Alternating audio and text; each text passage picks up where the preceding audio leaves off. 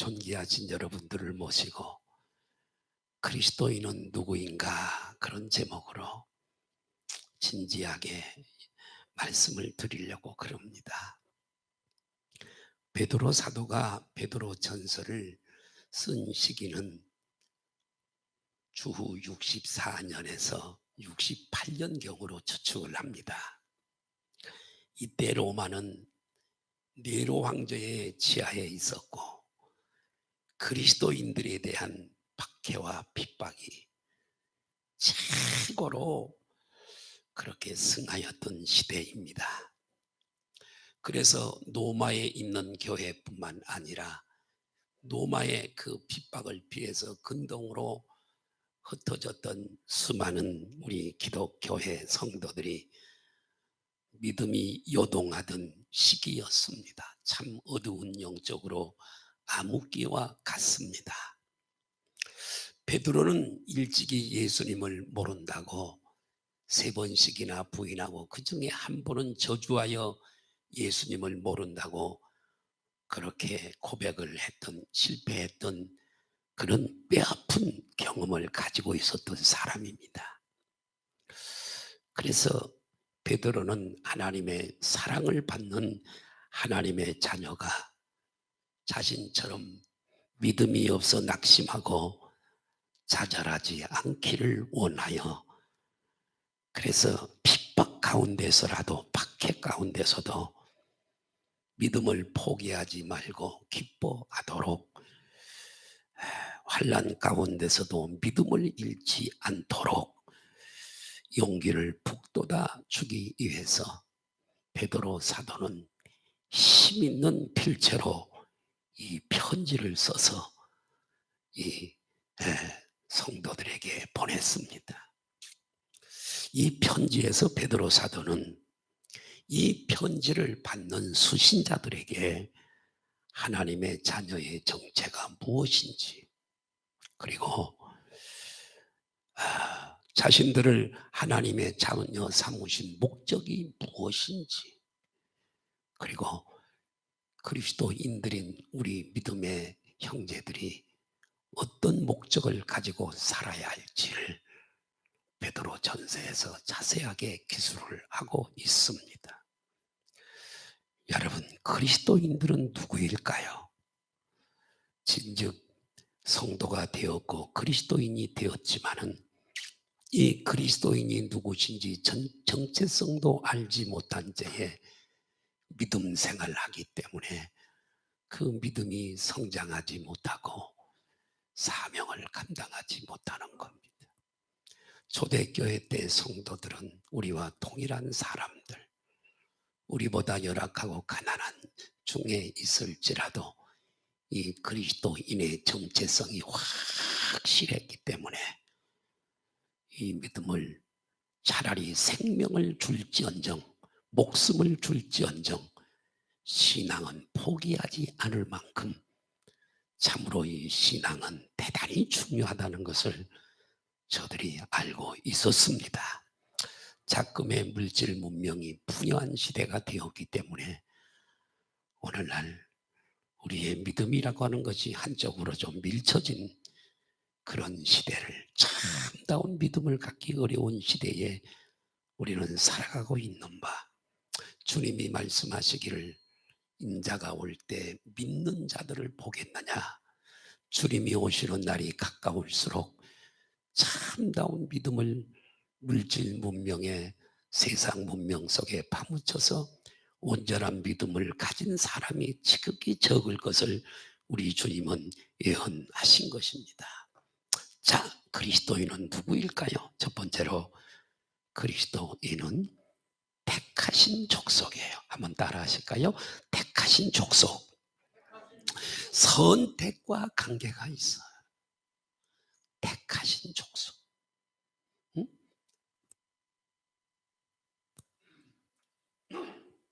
그리스도인이 누구라고요? 택하신 족속. 그렇지요. 첫 번째가 택하신 족속이에요. 택하신 족속은 하나님의 특별한 은혜로 선택이 있었음을 말하고 있어요. 아멘. 그리스도인은 자신의 힘으로 그리스도인이 된 사람이 아니에요. 그리스도인은 하나님의 오직 선택에 의해서 그리스도인이 된 자들인 줄 믿습니다. 하나님께서는 우리를 구원하시기 전에 이미 우리를 다 알고 계셨어요. 천지를 창조하시기 전에, 창세전에 우리를 아셨어요. 히브리어 문맥에서 안다고 하는 것은 곧 사랑하셨다는 뜻이 있어요. 우리는 이 땅에 태어나기도 전에, 우리의 부모가 서로 만나기도 전에, 여러분, 하나님은 이미 우리를 알고 있었고, 우리는 그때부터 하나님의 사랑을 받고 있었던 자들인 줄로 믿습니다. 시간과 물질을 초월하시는 하나님께서 우리가 이 땅에 태어나기도 전에, 우리 부모가 서로 만나기도 전에 우리를 아셨고, 시간 안에 있지 않는 우리를, 역사 속에 카이로스로 가는 째깍째깍 돌아가는 그 시간 속에 있지 않는 우리를 아셨다고 하는 것은 너무나도 놀라운 사실입니다. 그러나 하나님은 전능하시고 전지 모르는 것이었기 때문에 창세전에 이미 우리를 아신 줄로 믿습니다. 그래서 어쩌면 우리는 죽을 때까지 왜 우리 하나님이 저 밖에 있는 예수 안 믿는 저 사람 말고 나를 선택하셨는지를 죽기까지도 모를 수 있습니다. 워낙 오묘한 일이기 때문에 누가 물어도 대답하기 어려울 수 있어요. 어쩌면 우리가 천국 가서도 이 비밀한 것, 이것이 밝혀지지 않을지도 모를 일입니다. 그러나 알게 될 겁니다만은, 그러나 확실한 것 중에 하나가 뭐냐면, 우리를 여러분 이렇게 당신의 정말 자녀로, 하늘나라 백성으로 여러분 선택하신 이 은혜는 성경에 보니까 자기의 기쁘신, 당신의 기쁘신 뜻을 따라 오직 우리를 선택하셨다고 말씀하고 있어요. 하나님의 마음이에요. 하나님의 기쁘신 뜻을 따라 뭔가 모르게 우리가 하나님이 기뻐하시는 그 기쁘신 뜻을 따라 우리를 선택하셨대요. 에베소서 1장 5절 보실까요? 에베소서 1장 시작. 그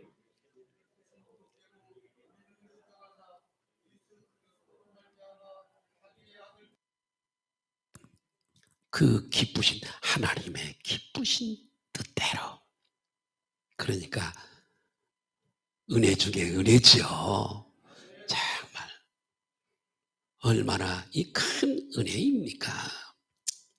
우리에게 어떤 공로가 있어서도 아니고요, 장점이 있어서도 아니고요, 다른 사람보다 월등한 그 무엇이 있어서가 아니라 아무 공로 없이 우리는 선택받은 사람들입니다.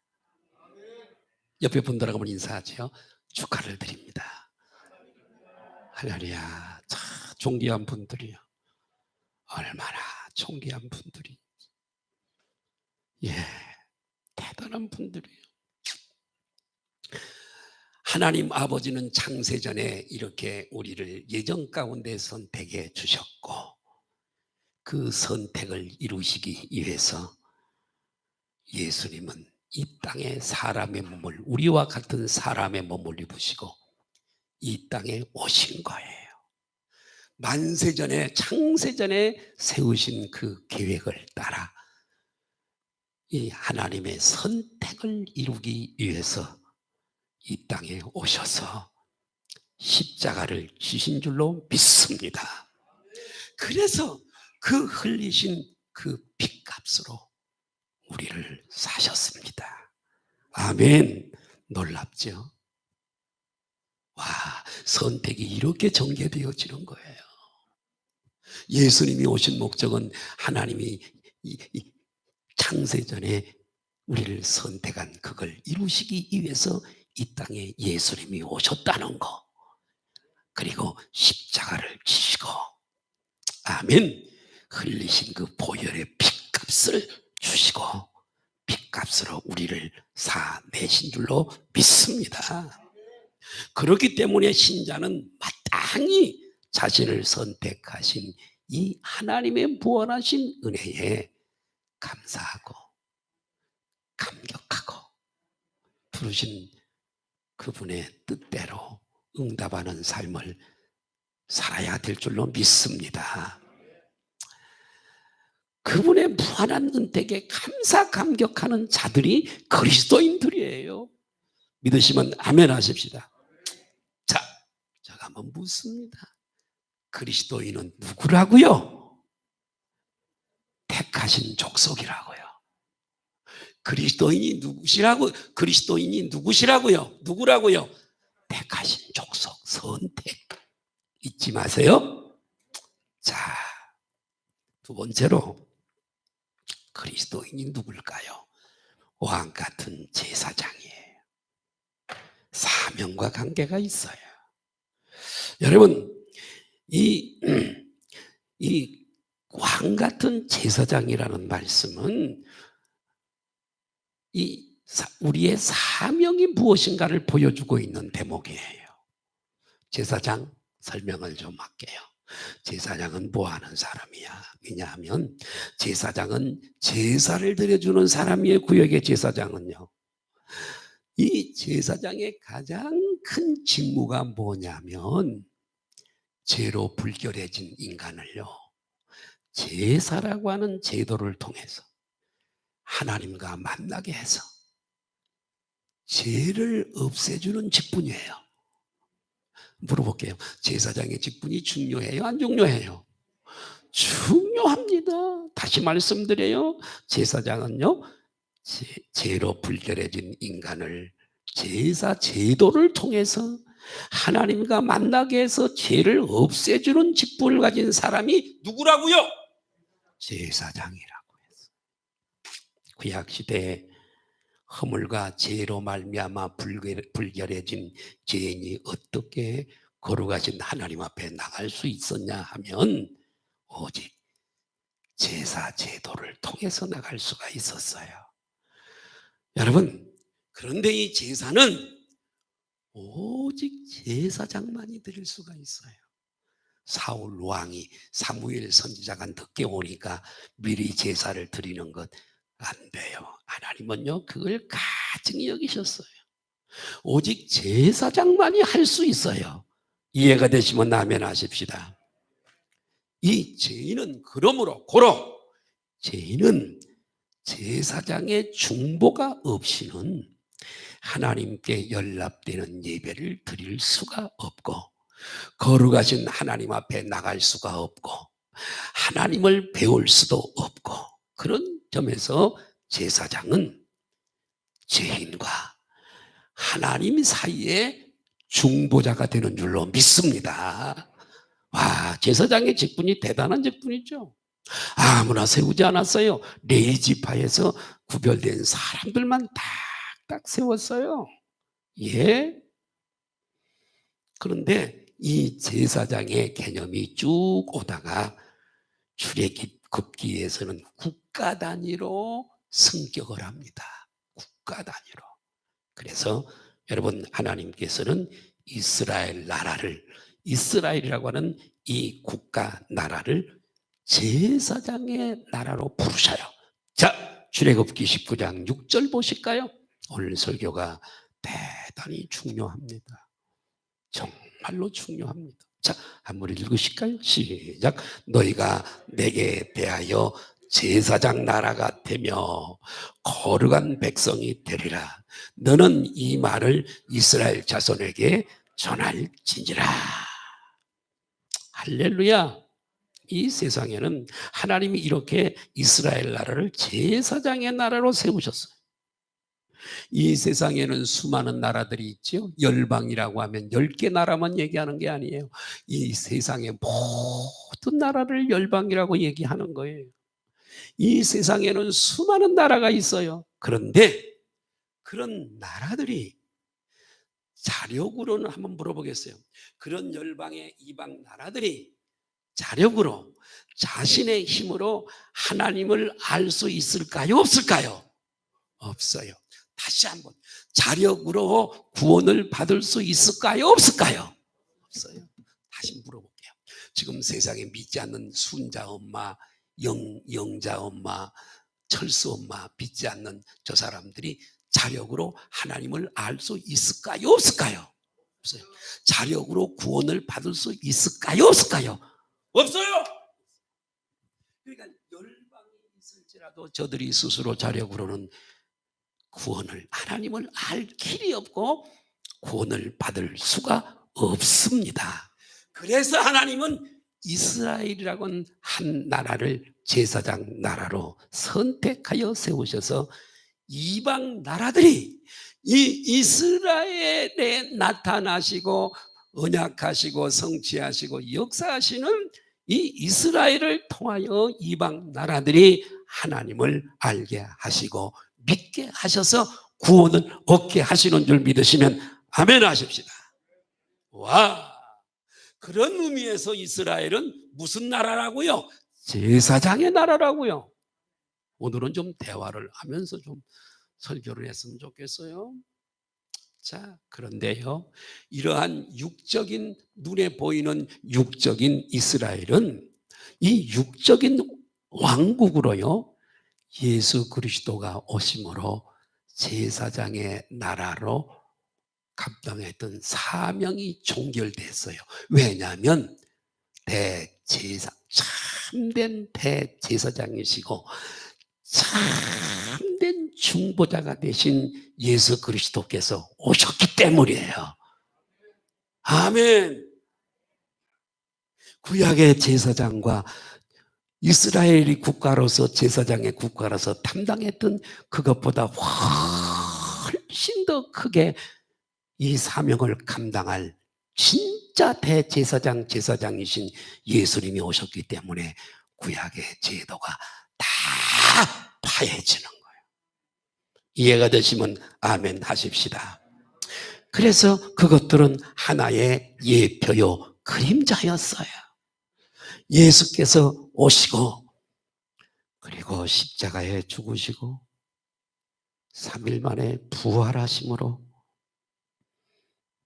영적인 이스라엘을 세우셨는데 그 영적인 이스라엘이 바로 교회인 줄 믿습니다. 교회, 에클레시아라고 하는 이 교회입니다.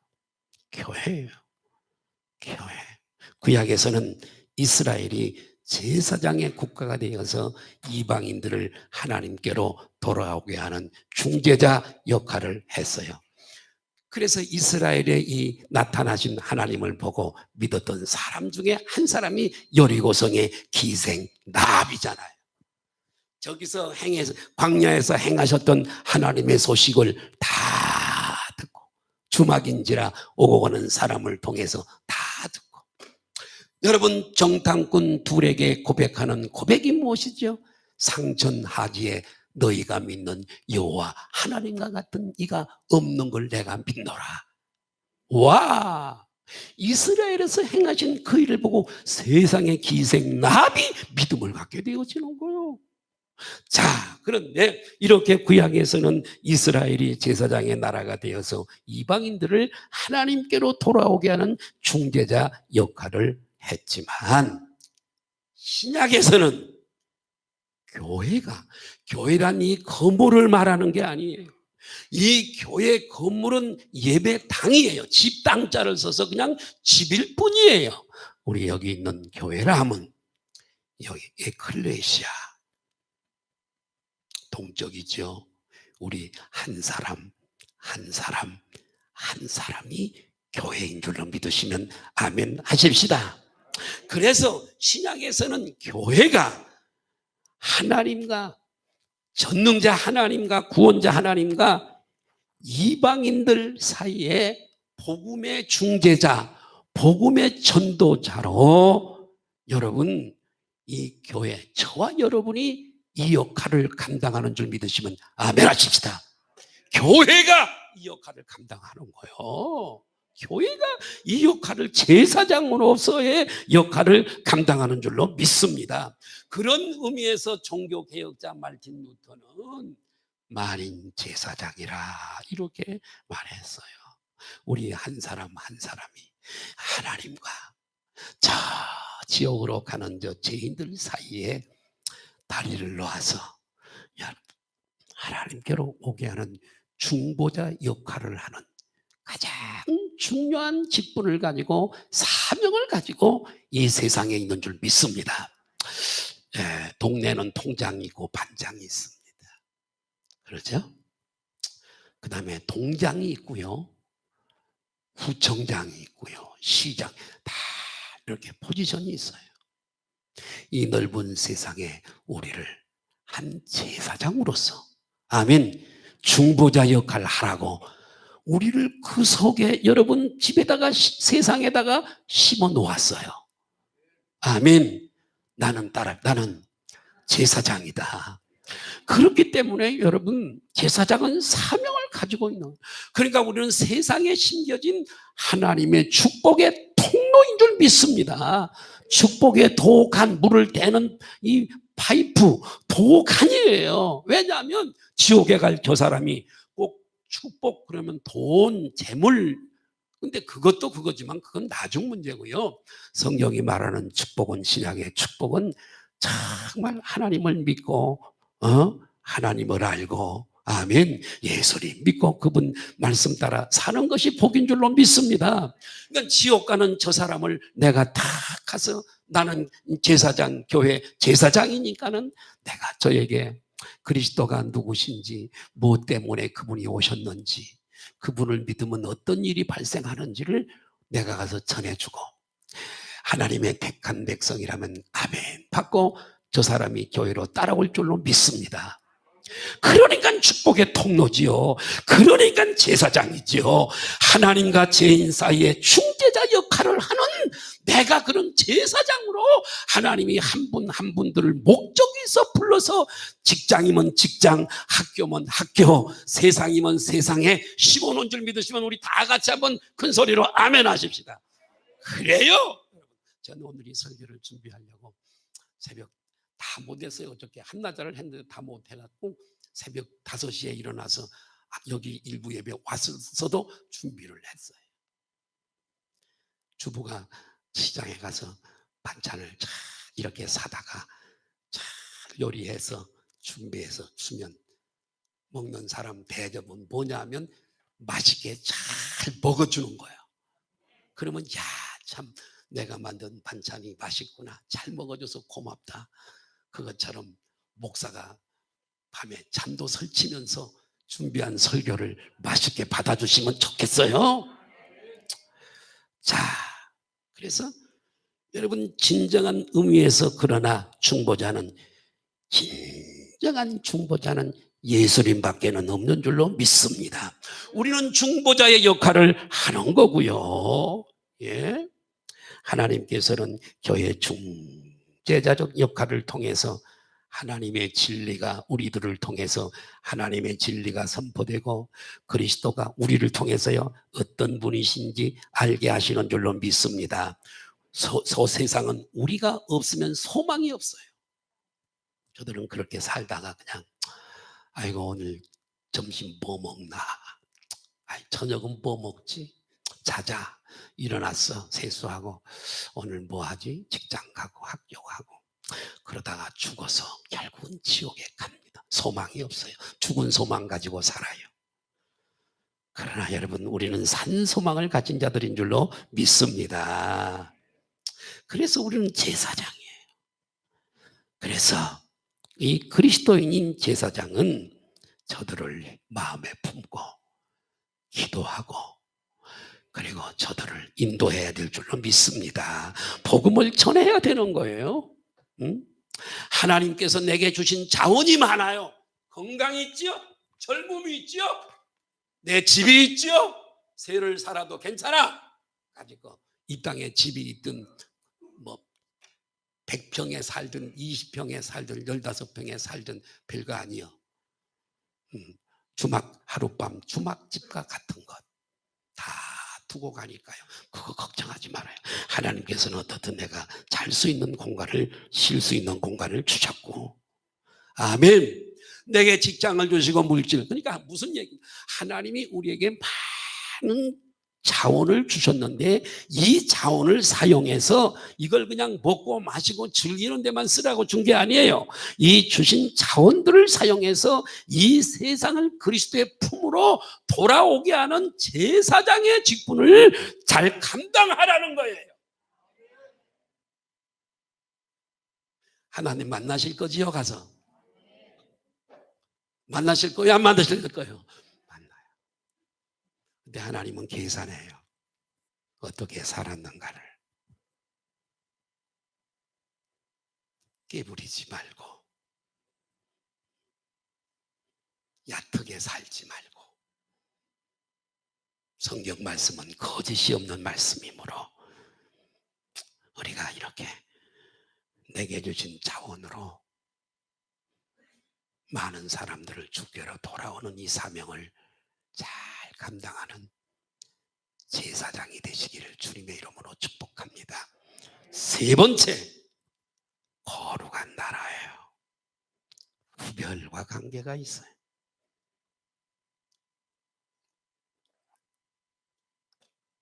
그리스도인은 거룩한 나라예요. 그리스도인이 누구라고요? 거룩한 나라래요.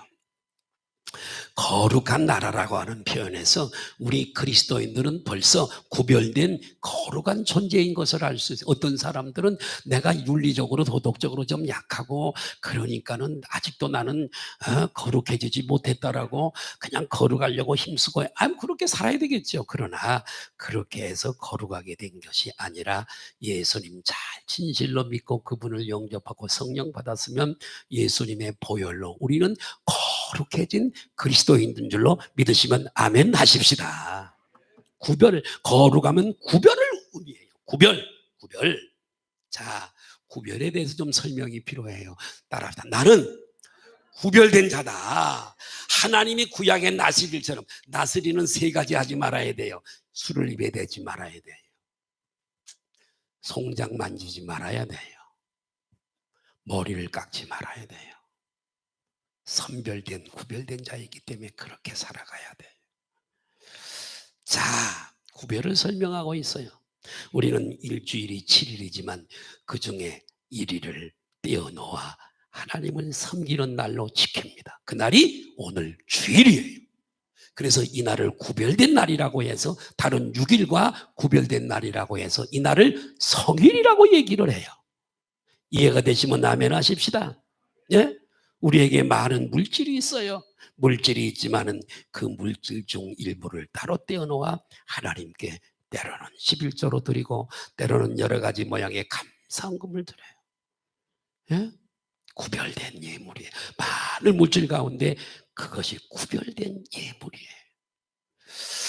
하루 중 24시간이 있지만은 그러나 우리는 그중 일부를 구별하여 기도 시간을 드리고 말씀 보는 시간을 드리고 전도하는 시간을 드리고, 그 물질 그 시간은 이미 하나님께 바쳐진 것이기 때문에 거룩한 것으로 하나님은 여기신다 이거예요. 아멘. 이렇게 구별된 것들을 따라갈까요? 성일, 성물. 우리처럼 거룩하게 구별된 자들을 따라할까요? 성도. 거룩할 성자 홀리를 써서 성도라 그렇게 일컬는 거예요. 자, 우리가 예수 그리스도를 믿고 그리스도인이 되었다는 그 사실 자체로 우리는 이미 거룩해진 줄로 믿으시면 아멘 하십시다. 이스라엘은 거룩한 나라였어요.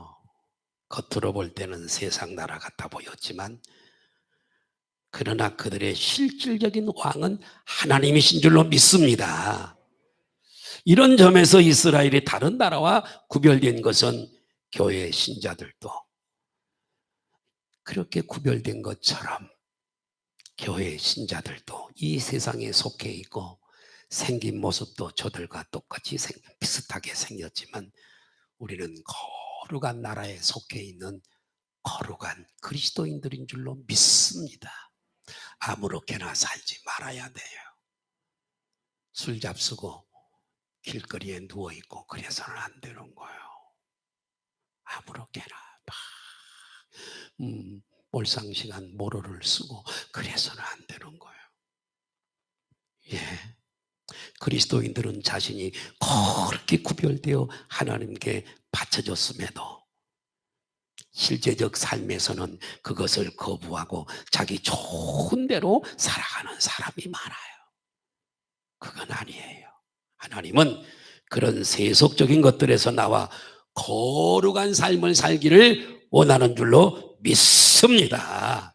자, 그리스도인은 누구인가? 누구라고요? 거룩한 나라, 거룩한 백성이라고 제가 말씀을 드렸습니다. 네 번째로 그리스도인이 누구인가? 소유된 백성. 그의 하나님의 소유된 백성이에요. 예, 소유된 백성이란 표현은 하나님과 사랑을 나누는 사랑의 관계를 말해요. 소유라고 하는 헬라의 세글라라고 하는 헬라어인데 이 세글라라고 하는 이 뜻은 값진 재산, 따라 하십시다. 특별한 보물. 소유라고 하는 이 단어가 특별한 하나님의 보물이래요. 무슨 말이냐? 우리가 하나님 보실 때 우리가 특별한 보물이래요. 아멘. 그리스도인은 이미 구원받은 하나님의 자녀로서 하나님께는 구원받은 보물과 같은 존재라. 그래서 세글라라고 하는 단어를 썼어요. 자, 여러분 어떤 물건의 가치는요, 그것을 주고 산 대가를 보면 그 가치를 여길 수 있어요. 여러분이 볼펜 한 자루를 주려면 100원 주면 사지요. 200원 주면 조금 나은 거 사고요.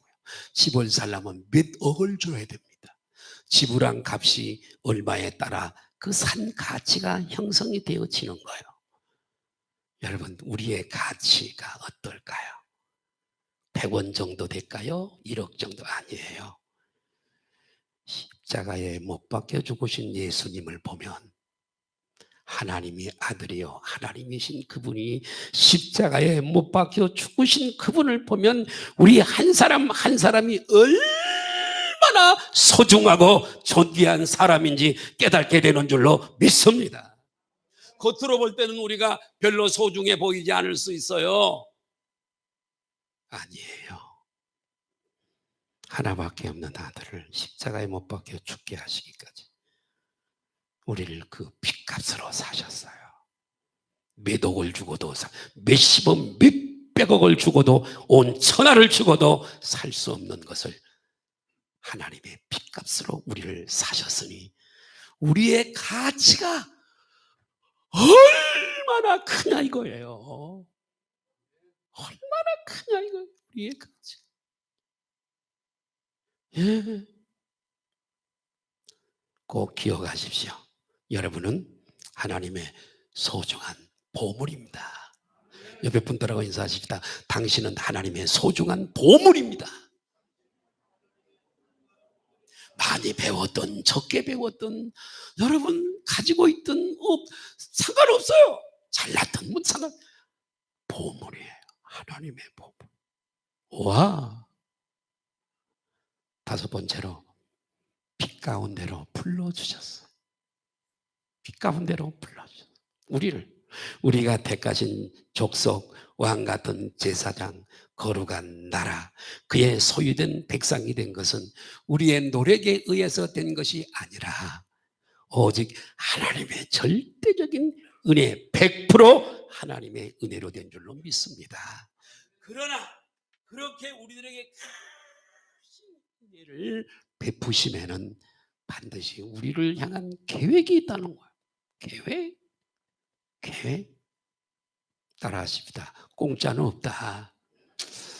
여러분 이렇게 삶을 살아가면서 자꾸 여러분 대접하고 뭐 이렇게 대접해야 돼요. 우리 그리스도인들도. 그러나 여러분 많은 사기꾼들이 그런 방법을 써요. 처음에 우리 교회 와서요.